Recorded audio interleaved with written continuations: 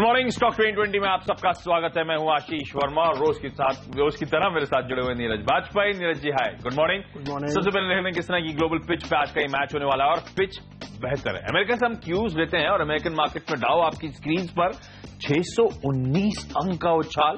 2011 के बाद सबसे स्ट्रांग सेशन वहां पे, यानी कि एक दिन में सबसे स्ट्रांग मजबूती के साथ कामकाज करते हुए नजर आए।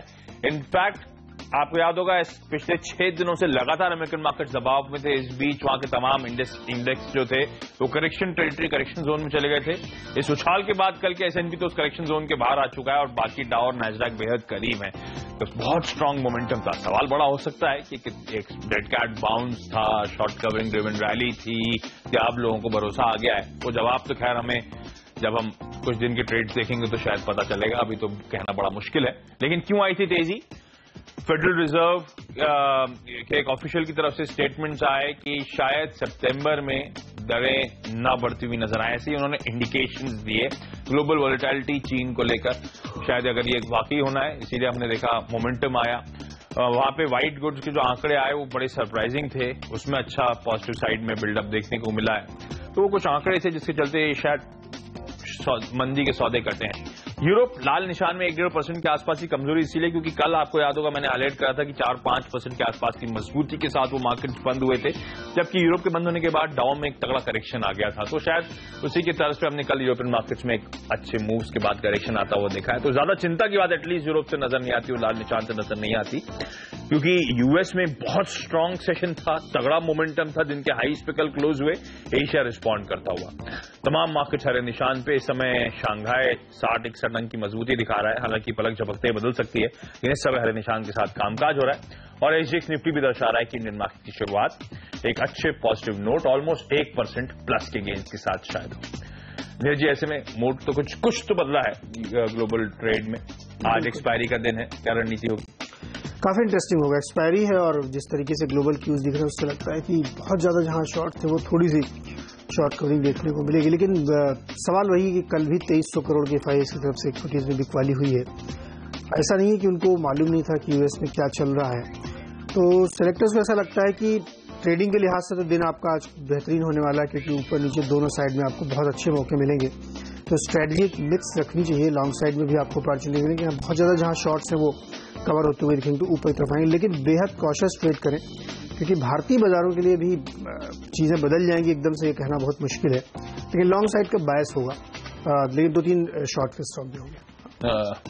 हमें कल से लग रहा था कि शायद शॉर्ट कवरिंग आएगी, 7800 के शायद ऊपर क्लोज देखने को मिले, पता नहीं। लेकिन मार्केट का डायरेक्शन, मार्केट का मूड किस तरफ स्विंग आएगा, फाइनली किधर एक्सपायरी होगी, ये बेट करना बड़ा मुश्किल है और ये हम करना भी नहीं चाहेंगे इन लेवल्स के आसपास। लेकिन हमें मार्केट अट्रैक्टिव लगते हैं। हमें तो लग रहा था 8000 के आसपास अट्रैक्टिव है, तो अब तो हम 7800 के नीचे हैं।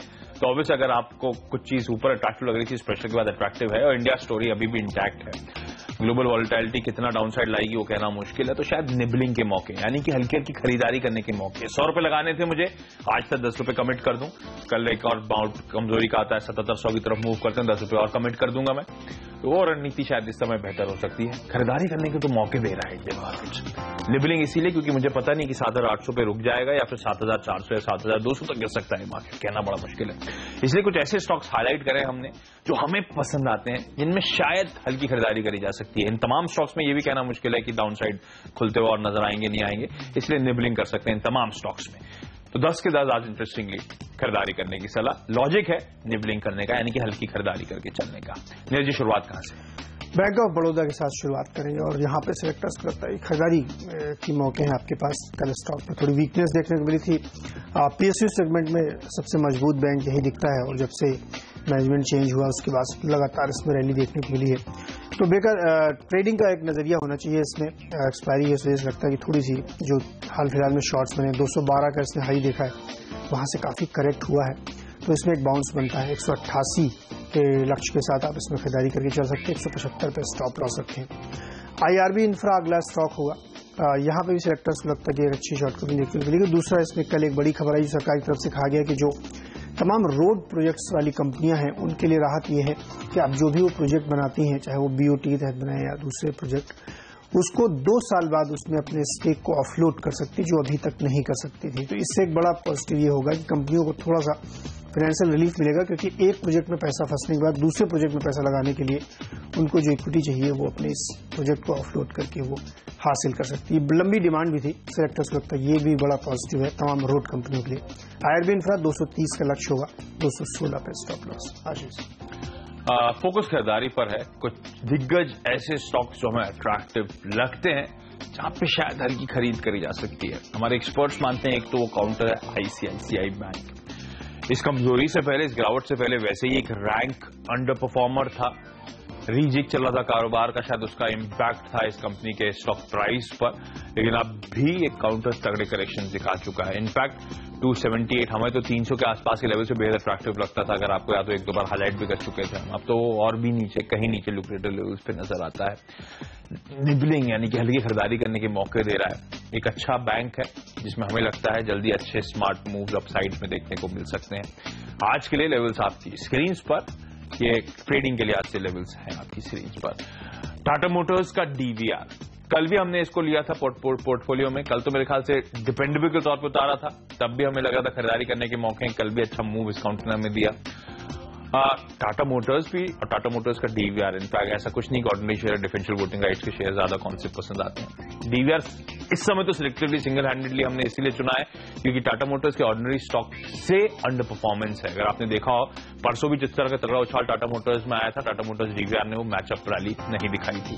और वैसे भी 33% के आसपास का ऑर्डिनरी शेयर से डिस्काउंट इवेंचुअली हम मानते हैं वो स्क्वीज होता हुआ शायद नजर आए, तो उसका फायदा शायद काउंटर ले। लेकिन टाटा मोटर्स क्यों? चाइना को लेकर तमाम कंसर्न्स, ग्लोबल ग्रोथ को लेकर तमाम कंसर्न्स, JLR के परफॉर्मेंस को लेकर कंसर्न्स, काफी हद तक प्राइस्ड इन है।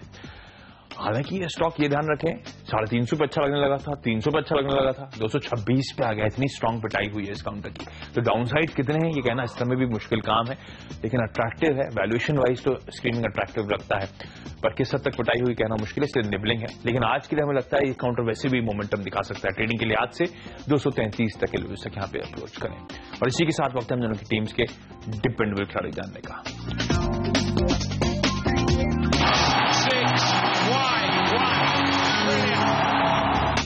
इंडिया बुल्स हाउसिंग हुआ डिपेंडेबल के तौर पे। सेक्टर्स को लगता है कि कल अगर इसके आप FNO डेटा देखेंगे तो बहुत ज़्यादा लॉन्ग बनती हुई दिखी थी इसमें। अच्छी इसमें कोशिश हो रही कि खरीदारी हो। वैसे भी अगर आप देखेंगे पूरे चार्ट पे तो इसमें काफ़ी स्ट्रेंथ दिख रही है। स्टॉक वैसा करेक्ट नहीं हुआ जैसे कि बाकी दूसरी कंपनियों में बड़ा भारी करेक्शन आया है हाउसिंग फाइनेंस में, लेकिन इसमें एक मजबूती बनी हुई है। सेक्टर्स को लगता है कि एक अपॉर्चुनिटी खरीदारी करने के लिए। और वैसे भी ट्रेडिंग के लिहाज से आज का नजरिया 776 780 के आसपास रखना चाहिए। सेलेक्टर्स की राय यह है कि चूंकि मार्केट बहुत वॉलेटाइल है तो भले ही डिपेंडेबल के तौर पर हमने चुना, लेकिन इस पोजीशन को आप कैरी न करें। आज के लिए इसको ट्रेड करें, 755 पे स्टॉप लॉस लगाएं। आशीष, एक स्पेस जो हमें काफी अट्रैक्टिव लगती है, हमें लगता है उस स्पेस में कंसोलिडेशन इवेंचुअली देखने को मिलेगा। जिस तरह का इंटरेस्ट उस स्पेस में है, उस स्पेस का ये काउंटर है वो है रैडिको खैतान। इस काउंटर में हर एक्सपर्ट्स मानते हैं खरीदारी करने के मौके हैं। एक जब हम कंसोलिडेशन की बात करते हैं स्पेस में, मैंने एक्टिविटी हाइटन होने की बात करें तो आपको याद होगा स्टॉक में बहुत शार्प मूव्स देखने को मिले थे। मेरे ख्याल से 140 तक के लेवल्स तक अगर मैं सही हूं, हालांकि उस पॉइंट को आप रेफर कर लें। लेकिन जब ये जापान की कंपनी यहाँ पे इन्वेस्ट करना चाहती थी, एक स्ट्रैटेजिक इन्वेस्टमेंट होना था, पर वो पता नहीं कब वो डील फॉल्टर हो गई, कब वो डील में वैल्यूएशंस के मतभेद आए। लेकिन ये स्टॉक उसके बाद तगड़ा करेक्शन के बाद अब बड़ा अट्रैक्टिव लेवल्स पर है। अभी भी देश की one of the leading liquor manufacturer है, बड़े मार्की ब्रांड नेम्स हैं इस कंपनी के पास। पर एक इंटरेस्टिंग बात है, हमारी उम्मीद से फाइनेंशियल परफॉर्मेंस इन तमाम लिकर मैन्युफैक्चरर्स की अब तक इतना स्मार्ट ट्रेजेक्टरी नहीं दिखा रही है। ये सच है कि कांस्टेंट अच्छी खासी ग्रोथ ये क्लॉक करते हैं, पर वैल्यूएशन वाइज अट्रैक्टिव हो गए हैं। इस काउंटर में इन लेवल्स के आसपास ध्यान रखें, मॉर्गन स्टैनली ने भी मेरे ख्याल से कल ही बाजार बंद होने के बाद वो घोषणा आई थी कि ऑलमोस्ट 15 लाख शेयर एक्वायर करें। तो हमें टाइम करना बड़ा मुश्किल है किसी भी स्टॉक को, हमें अट्रैक्टिव लगता है, हम इससे कई बार हाईलाइट भी कर चुके हैं। पर अब जब बड़े निवेशक इस काउंटर में इस लेवल्स के आसपास खरीदारी करते हैं और बड़े चंक्स एक्वायर करते हैं, तो शायद भरोसा लगता है कि शायद फाइनली ये कंपनी अपने कंसोलिडेशन जोन से बाहर जाएगी, एक अपसाइड में ब्रेकआउट दिखाएगी। तो शायद अब वो इवेंचुअली वो समय आता हुआ नजर आए। अट्रैक्टिव स्पेस है, कंसोलिडेशन की हमने बात करी, ग्रोथ रन रेट स्ट्रांग इस कंपनी का ऑफ लेट रहा है, अच्छे ब्रांड नेम है इस कंपनी के पास, जाने मानी मार्की ब्रांड्स हैं, रैडिको खैतान को रडार पर रखें। हम मान रहे हैं आज के लिए पहला 95 का लेवल, अगर स्मार्ट मूव्स आते हैं, आमतौर पर ये काउंटर बहुत ज्यादा वोलेटिलिटी दिखाता नहीं है, अगर वाकई दिखा दी तो फिर इवेंचुअली आपकी स्क्रीन पर अगले टारगेट्स। छोटा सा ब्रेक, उसके बाद हम दोनों की टीम्स के मिडिल ऑर्डर के खिलाड़ियों पर फोकस।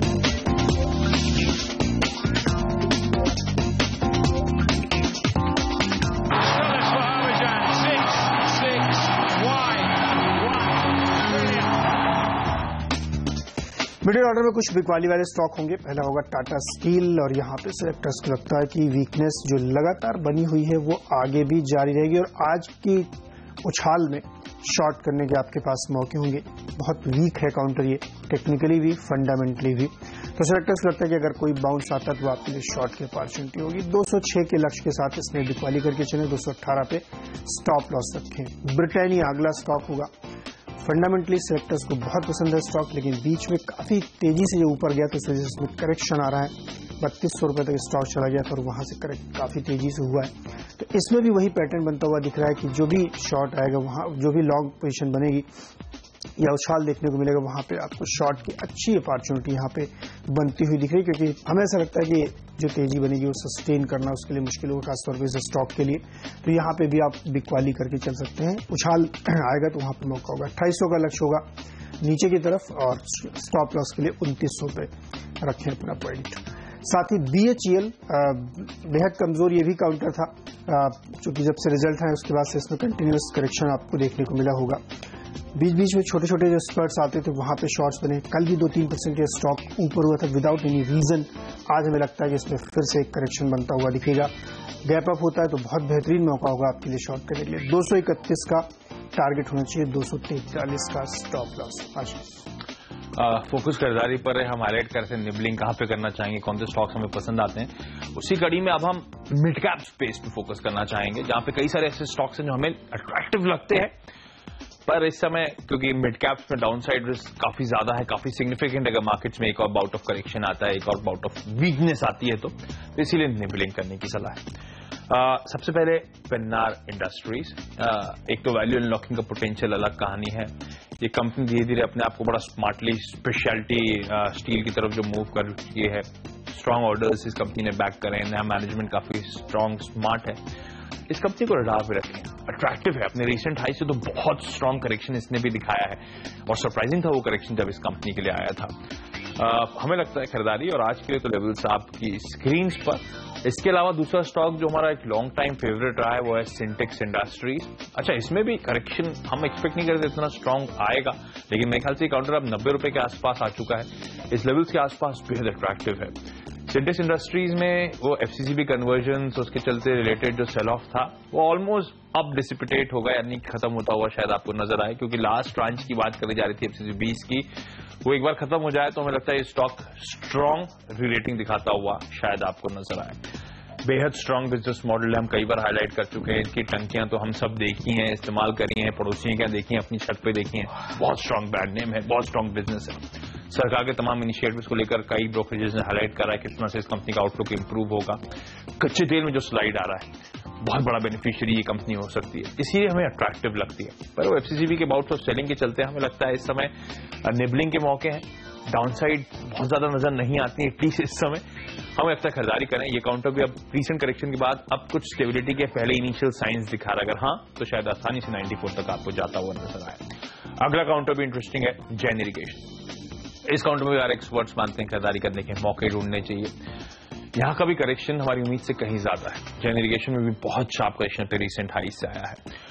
जिस तरह से हमने इस काउंटर को लेकर भी हमने कई बार पॉजिटिव्स हाईलाइट करे हैं, जिस तरह से मैक्रो लैंडस्केप बदल रहा है, डोमेस्टिक मार्केट की मैं बात कर रहा हूं, इंटरनेशनल तो बड़ा खराब हो गया है। जिस तरह से इरिगेशन, माइक्रो इरिगेशन प्रोजेक्ट्स पे स्पेंड है, चाहे वो केंद्र सरकार, राज्य सरकार द्वारा हो रहे हैं, हमें लगता है जैन इरिगेशन जैसी कंपनी बड़ी प्राइम बेनिफिशियरी होगी। मैनेजमेंट भी smart, business model robust, value unlocking के पोटेंशियल, जो फूड प्रोसेसिंग कारोबार में कंपनी स्टेक सेल करना चाहती तो शायद जल्दी न्यूज आती हुई नजर आए।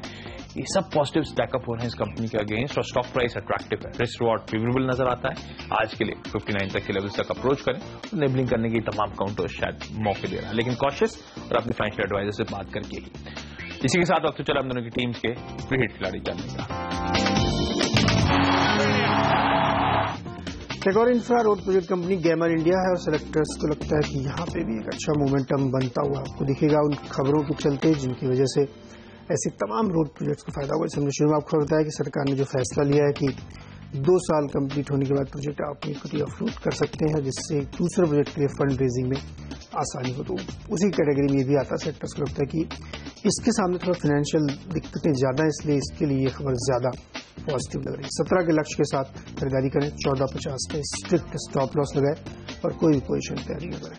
आशीष, इंटरेस्टिंग है, इसी ग्रुप की एंटिटी है गैमन इंफ्रा। कल भी हमने हाईलाइट करा था, कल भी हमने खरीदारी करने की सलाह दी थी। हम मानते थे कि कंपनी में अच्छे मूव्स देखने को मिलेंगे और कल के कमजोर बाजार में मेरे ख्याल से हमारी टीम का टॉप परफॉर्मर यही कंपनी थी।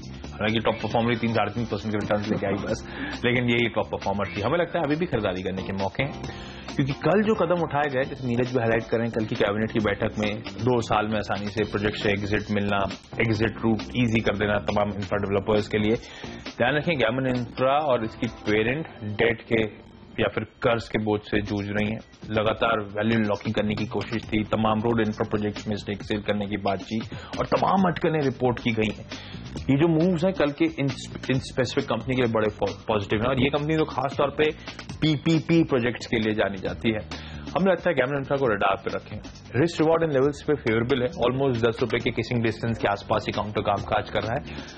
पहला कंजर्वेटिव टारगेट आज के 11 रुपए है, लेकिन अगर वाकई रोड इंफ्रा डेवलपर्स में वाकई गैमन के स्टॉक में अच्छा मोमेंटम आता है तो फिर आप ट्रेडिंग स्टॉप लॉस के साथ पोजीशन का अप्रोच करें और इस काउंटर को तो ट्रेड के लिहाज से ही अप्रोच करें। मैं बाकी स्टॉक में निबलिंग की बात कर रहा था, इसमें सिर्फ इंट्राडे मूवमेंट्स के लिए आप प्ले अप करें। छोटा सा ब्रेक, उसके बाद हम लोगों की टीम्स के आखिरी के 3 खिलाड़ियों पर फोकस।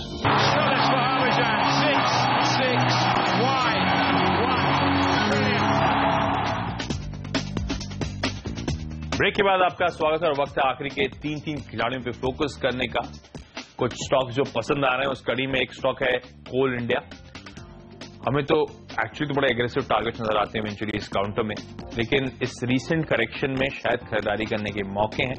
एक ही ओवरहैंग को डाइवेस्टमेंट रिलेटेड बना है इस काउंटर के ऊपर, लेकिन हमें लगता है इन लेवल्स के आसपास निबलिंग करनी चाहिए, खरीदारी करनी चाहिए। रिसेंटली बहुत स्ट्रॉन्ग करेक्शन इस काउंटर ने दिखाए हैं। आज के लिए 365 तक के लेवल्स, लेकिन इसको अपने रडार पे रखें। बाकी के 2 स्टॉक्स जो है गैमन इंफ्रा की तरह, वो भी इस समय तो ट्रेडिंग बेट्स हैं। हालांकि उनमें से एक हमें पसंद आ रहा है, लेकिन उसमें कितनी डाउनसाइड हो सकती है कहना मुश्किल है। वो है हिंडाल्को का काउंटर 80 के आसपास है। मार्क फाबन, मेरे ख्याल से जिम रॉजर्स ने अगर सही कहा है कल कि कमोडिटी मार्केट्स में वापस रिवाइवल देखने को मिलेगा, तो ऐसी कंपनी सिंगल आउट कर लें, हिंडाल्को उनमें से एक है। पर ये कहना बड़ा मुश्किल है कि वाकई रिकवरी आएगी, कितने डाउनसाइड बन सकता है, इसलिए निबलिंग की बात कर रहा हूं, इसलिए थोड़ी खरीदारी करने की बात कर रहा हूं। ये काउंटर बहुत अट्रैक्टिव है। एक स्टॉक जो इस समय सिर्फ ट्रेडिंग पर्सपेक्टिव से होगा, यानी कि रियल एस्टेट ऐसी ही पॉकेट है जो ट्रेडिंग के लिहाज से आप अप्रोच करें, और इंफ्रा भी।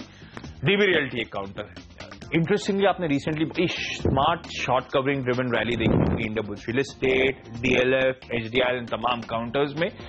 हमें लगता है शॉर्ट कवरिंग रैली कुछ और स्टॉक्स में एक्सटेंड होती हुई नजर आएगी। उनमें से एक डीबी रियल्टी है। रिसेंटली बड़े शार्प करेक्शंस दिखाए, अब तक वो रिवाइवल के संकेत नहीं थे, लेकिन इन लेवल्स के आसपास लग रहा है कि शायद एक स्मार्ट बाउंस के लिए यहाँ पे प्ले अप हो सकता है।